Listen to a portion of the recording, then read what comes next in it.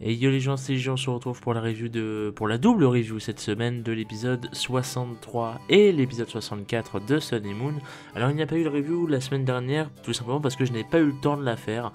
J'étais en semaine de mini formation et c'est pour ça qu'il n'y a pas eu tout simplement de review le samedi. Ne vous inquiétez pas, je rattrape ça cette semaine. Et donc 2 épisodes vraiment très cool, avec une bonne animation encore une fois. Euh, et pourtant j'ai pas su noter grand chose sur ces épisodes là, je dois bien vous avouer.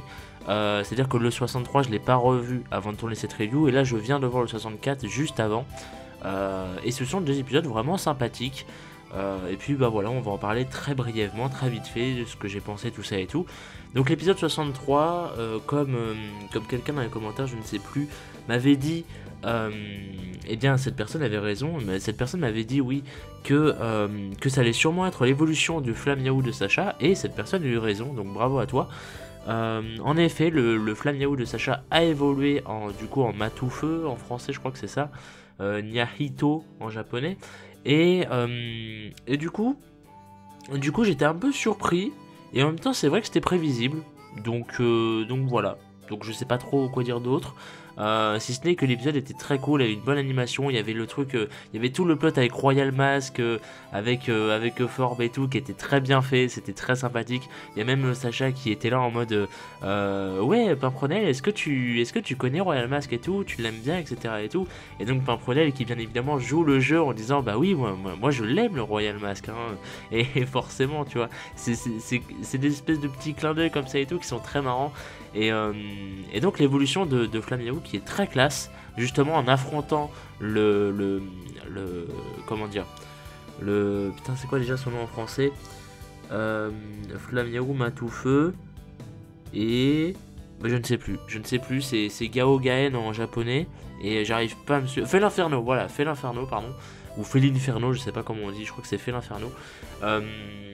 Et du coup, oui, Forb qui a un fait l'inferno, assez surprenant, mais pourquoi pas, il a l'air d'avoir une grosse team, peut-être que ça prépare d'ailleurs le versus Sacha Forb à la fin de la ligue, ça serait très cool, j'en doute, mais ça pourrait arriver, pour le coup, dans le sens où du coup on connaît le starter de Forb, alors peut-être qu'il a les 3, mais j'en sais rien du tout, mais en tout cas il a un fait l'inferno, il a Wugoro, enfin Guiriègle, et on sait qu'il y a sûrement d'autres Pokémon qu'on verra au fur et à mesure, et je trouve ça bien de les étaler comme ça assez rarement pour diverses occasions, je trouve ça cool.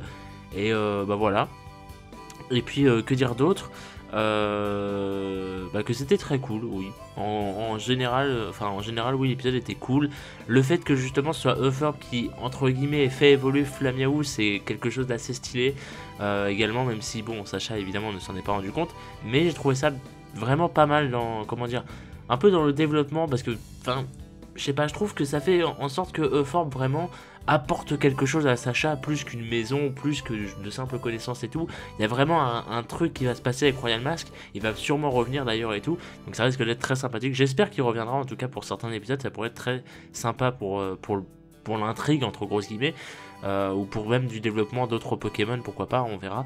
Mais du coup voilà. Et à la fin aussi, ça m'avait beaucoup fait rire, c'est Sacha qui, en faisant la machine à laver, enfin comment dire, en préparant la machine à laver, donc en préparant son linge, Sacha découvre le masque en fait du Royal Mask dans sa panière à linge, et du coup t'as Euphorb qui est là en mode oh merde, il va découvrir le secret et tout, et en fait du coup Sacha, naïf comme il est, hein, évidemment, c'est à dire que Sacha je l'adore, mais bon, il est naïf, il faut se le dire. Il a cru qu'en fait c'était juste un goodie, en fait, un espèce de petit goodies comme avait Mamane. Mamane avait en fait le masque du Royal Mask, vous savez, comme par exemple tu vas à un event de catch, ils te vendent des t-shirts de ton catcheur préféré ou des trucs comme ça, bah c'est un peu pareil.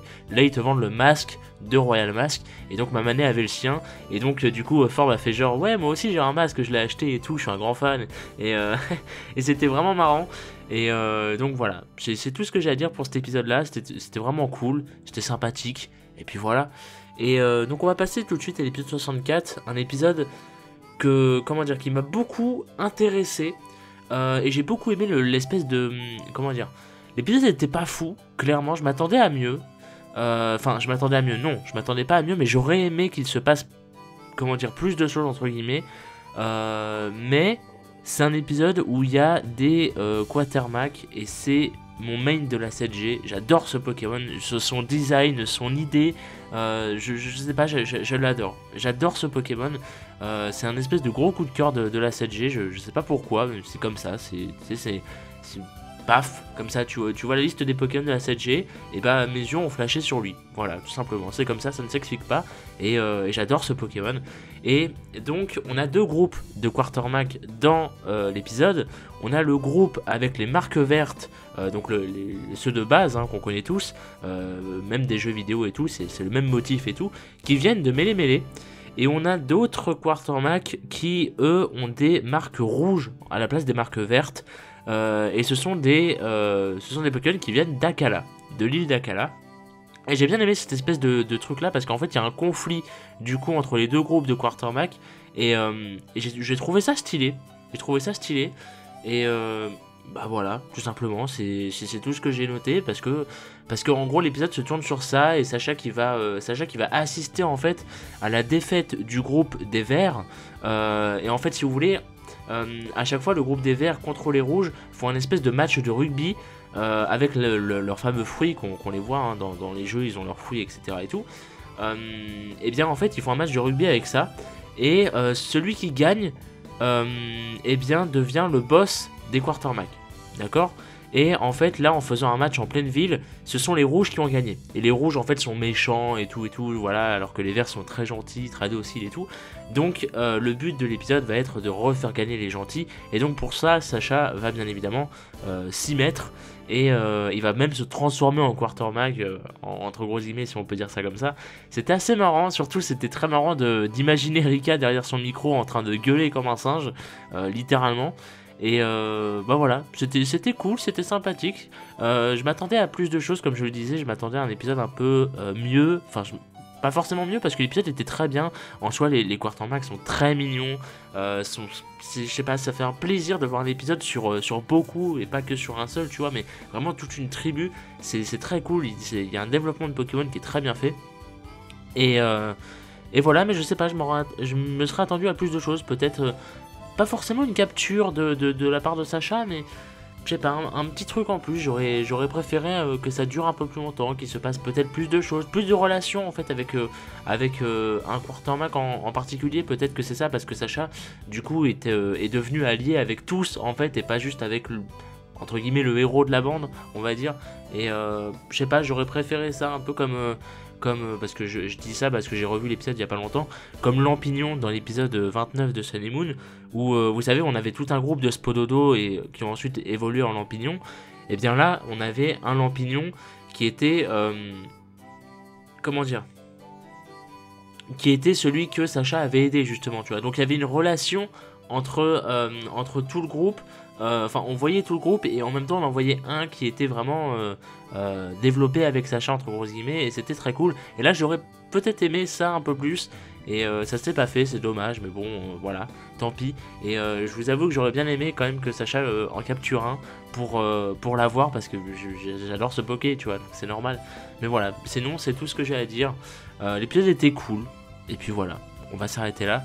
Alors la preview pour la semaine prochaine, la preview nous montre que le prochain épisode du coup sera centré sur Althéo, qui fera enfin ses débuts dans l'animé, accompagné de son fidèle Evoli.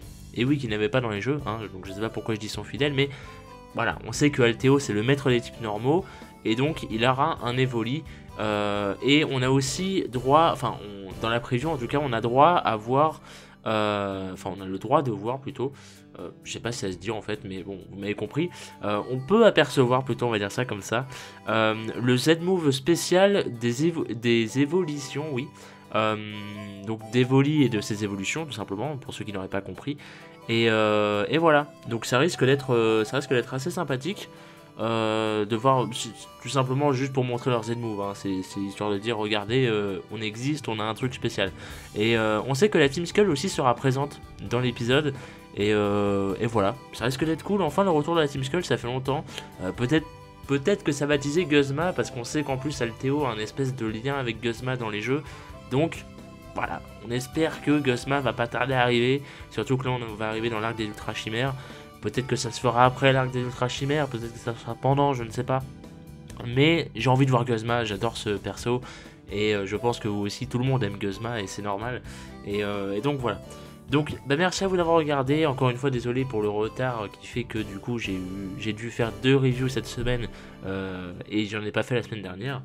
Mais du coup voilà, j'espère que ça vous aura pas trop dérangé. On se donne rendez-vous la semaine prochaine évidemment, ou demain pour la review de Vraids pour ceux qui suivent. Et voilà, merci à vous, rendez-vous à la prochaine et des bisous.